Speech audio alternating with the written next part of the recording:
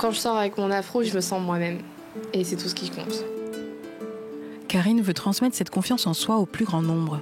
Sur son média en ligne, la jeune femme partage ses astuces sur les cheveux naturels. Inspirée par son enfance en Picardie où elle souffre de sa différence, elle veut aujourd'hui inverser la tendance. Quand tu grandis dans un espace où tu es la seule qui a des cheveux crépus, tu es la seule personne qui n'est pas blanche, en fait, tu n'as pas vraiment de modèle de représentation. À partir de là, ça devient un peu compliqué. Par exemple, on ne va pas demander à une personne qui a des cheveux lisses de changer son apparence pour correspondre à des critères, tandis que nous, en fait, on va nous le demander, que ce soit implicitement ou explicitement. En France, sur plus de 100 000 salons de coiffure, seulement 200 s'occupent de cheveux bouclés, frisés ou crépus. Ce jour-là, Karine participe à un atelier lancé par Daba Diokhane.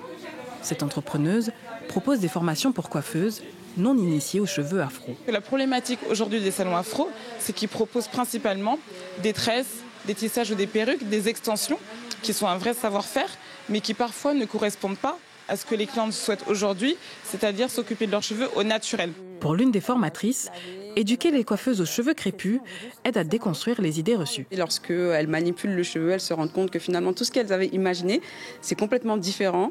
Et souvent, elles adorent s'occuper des cheveux crépus et parfois, elles ont même une petite préférence, après les formations, à s'occuper d'une personne qui a des cheveux crépus plutôt qu'une personne qui a des cheveux raides. Cette formation, Émilie en est demandeuse. En 15 années de carrière, elle n'a jamais pris en charge des clientes avec des cheveux afro. J'ai travaillé dans de très grands salons de coiffure sur Paris.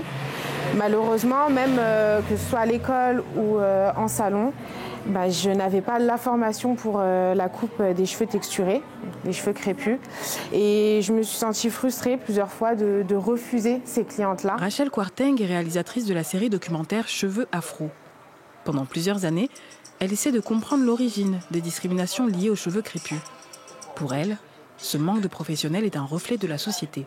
Le regard que la société porte sur les jeunes femmes noires et métisses, ça a un impact en fait à toutes les échelles de la société. Si aujourd'hui on a du mal à avoir des salons de coiffure adaptés, parce qu'en fait la société elle-même a encore du mal avec sa différence. Depuis la rentrée 2023, un diplôme de coiffure consacré aux cheveux crépus est proposé par 5 centres de formation en France.